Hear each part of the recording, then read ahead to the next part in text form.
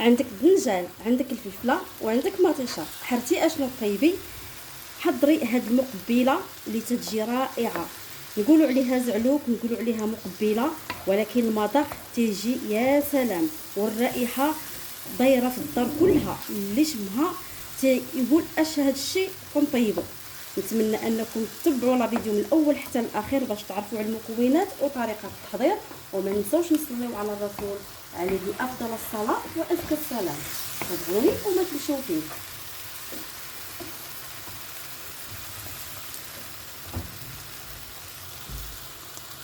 بسم الله على بركه الله. كما تشوفوا عندي هنايا الدنجال، عندي الفلفله، وعندي مطيشه. غادي ندهنهم غير شويه ديال الزيت، وغادي ندخلهم يتحمروا في الفران او يتشواو في الفران ان شاء الله، ونكملوا الوصفه ديالنا. الكميه تبقى لكم اختياريه. بسم الله، نديروا غير قطرات بحال هكا.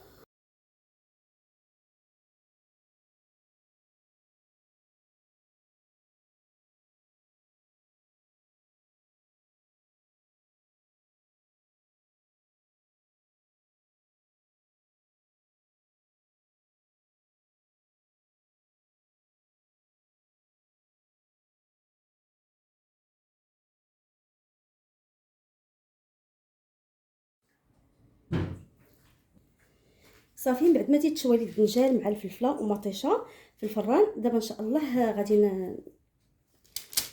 نقيوهم. اول حاجه غادي نحيد المهم القشره بالزربه، تتحيد بكل سهوله. يعني هاد العمليه زوينه بلا ما نحتاجو نقليو الفلفله والدنجال. ضروري ما نديرو هاد بحال هاد الوجبات.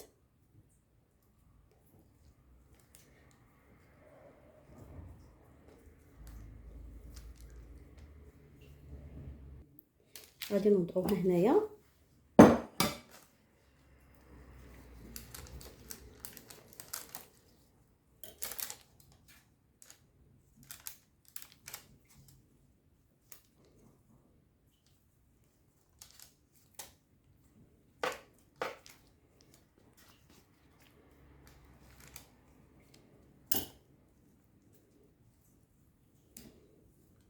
نفس الشيء غادي نديرو الفلفله، نحيدو ليها شهره بالزربه تتحيد.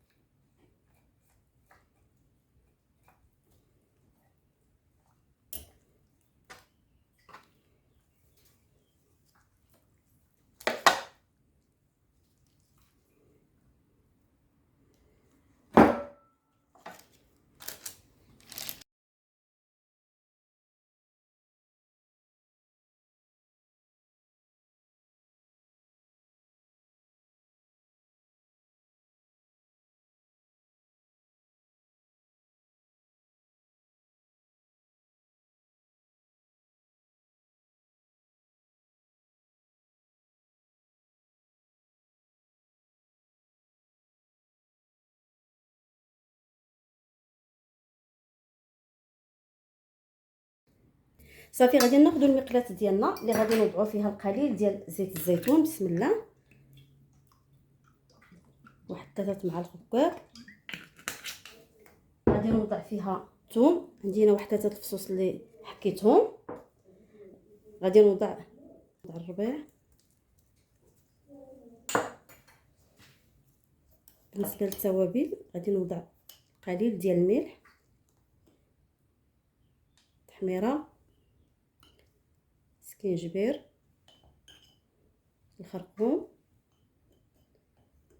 قليل ديال الابزار، معلقه ديال الكمون. صافي، وغادي نجيب هاد المطيشه نعسها معاهم. بسم الله.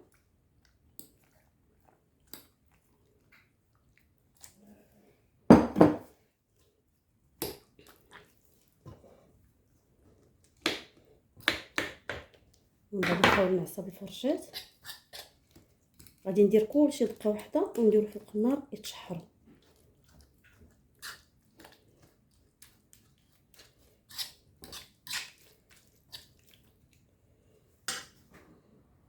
غادي نحاول نقطع الفلفله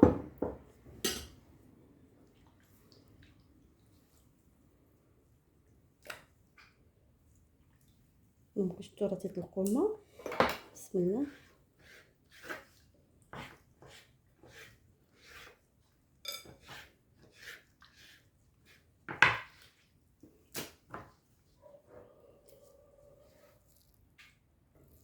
غادي ندير البتنجان حتى هو.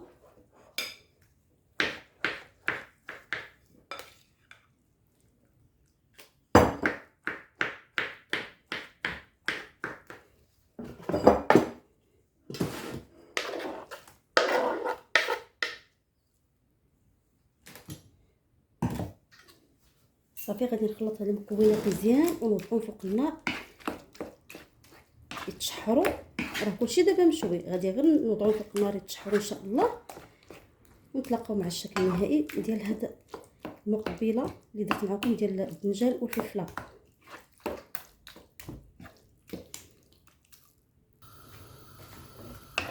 صافي وضعت دابا المقله ديالي فوق النار، راه تتجي رائعه بزاف. جربوها ان شاء الله غتولي معتمده عندكم، بالاخص في هاد الاجواء ديال الصيف. صافي غادي نبقى مره نحركها معكم بحال هكا حتى تبين ان شاء الله.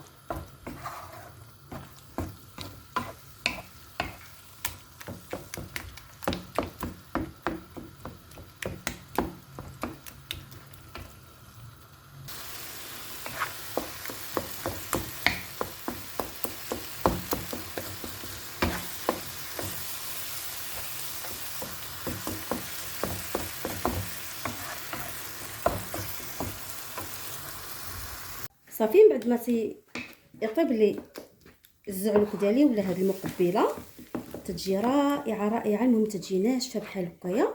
صافي دابا ان شاء الله ما علينا غير نديروها في طبق التقديم. بسم الله. او يمكن لكم انكم ديروها في قبيصات فرديه.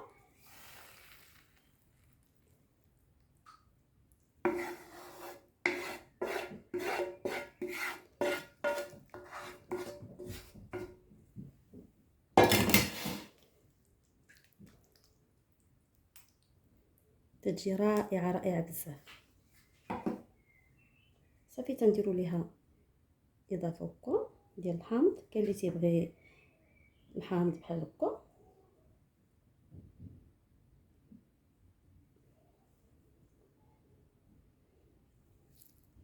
نديروا واحد الرشيشه ديال زيت الزيتون. وها هي المقبله اولا الوجبه اللي درت معكم تتجي رائعه. هذه فقط مع الخبز راها مشبعه. نتمنى ان لا فيديو اللي شاركت معكم اليوم ينال الاعجاب ديالكم وتجربوه. اكيد غادي تولي معتمده عندكم. الاجواء الصيفيه على الابواب ان شاء الله، بحال هاد الاكلات او الوجبات اللي تنفعونا في الصيف بدون لحوم، اقتصاديين وبساط وساهلين في التحضير. وصلت نهايه الفيديو ديالي. نتمنى انه ينال الاعجاب ديالكم مره اخرى، وما تنساوش من البارطاج مع الاهل والاحباب اللي كيتعاونوا بالفائده، وما تنساوناش من شي لايك واشتراك. جزاكم الله كل خير وحفظكم الرحمن من كل سوء يا رب. الى فيديو جديد وصفه جديده. دمتم في امان الله، والسلام عليكم ورحمه الله تعالى وبركاته.